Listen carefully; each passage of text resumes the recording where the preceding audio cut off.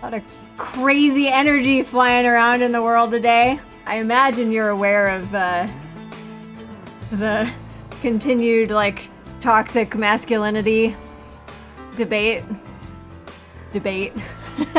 that continues to go on over in Tommy's world.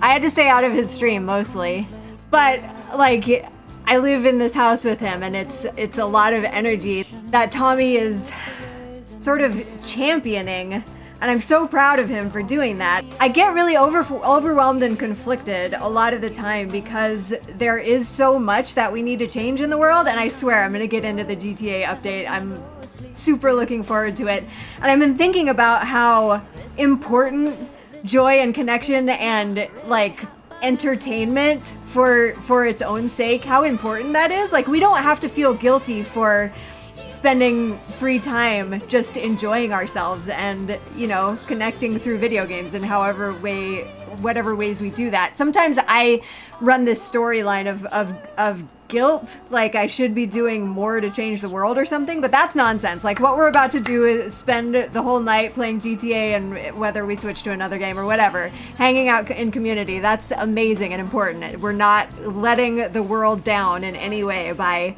shifting gears to do that, and probably not talking much more about this for the rest of the stream, right?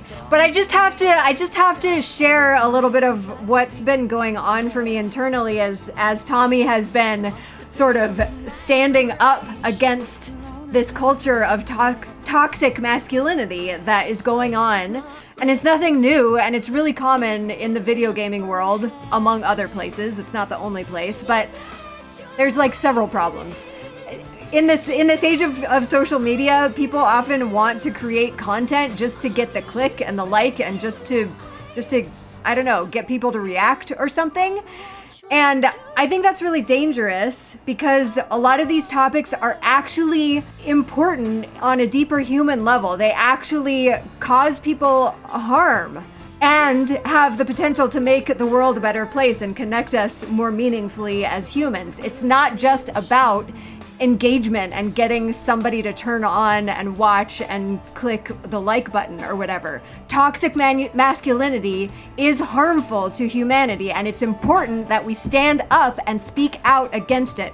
Bullying is harmful. Taking advantage and oppressing people to try to get on top is harmful. Seeing women as lesser or as property is harmful.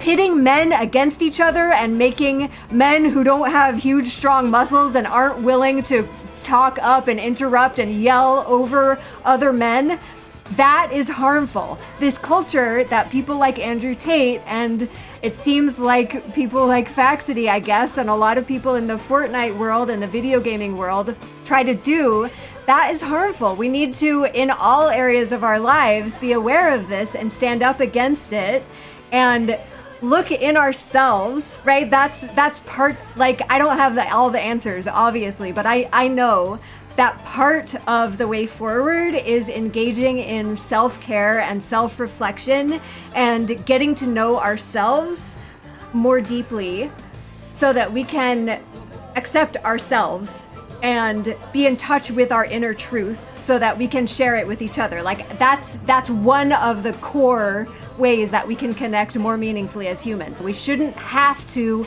walk around trying to present some image that's going to be acceptable to everybody. We should be open enough and evolving enough as human beings to accept each other for all of our insecurities and weaknesses and strengths and differences, so that we make room for everybody in our beautiful humanity. Like, that's the future that I want to be a part of. That's the future that I want to help create. Let's not bully each other. Let's not be hateful. Let's acknowledge the realities and not pretend like they don't exist, because that's another thing that has held me back in my life. I spent a lot of my life insulated and sort of blind to a lot of internal and external realities. My family lives in a culture of denial. Like, things that are difficult, my family doesn't like to see or talk about or take apart. It's like, if it's gonna cause some kind of conflict, my family doesn't want to talk about it. And that applies to many different things. It applies to the emotional realities of inner struggle and sadness and anger and disagreement, all sorts of things. It also applies to external realities about like police brutality and oppression of communities that have historically been placed on the margins.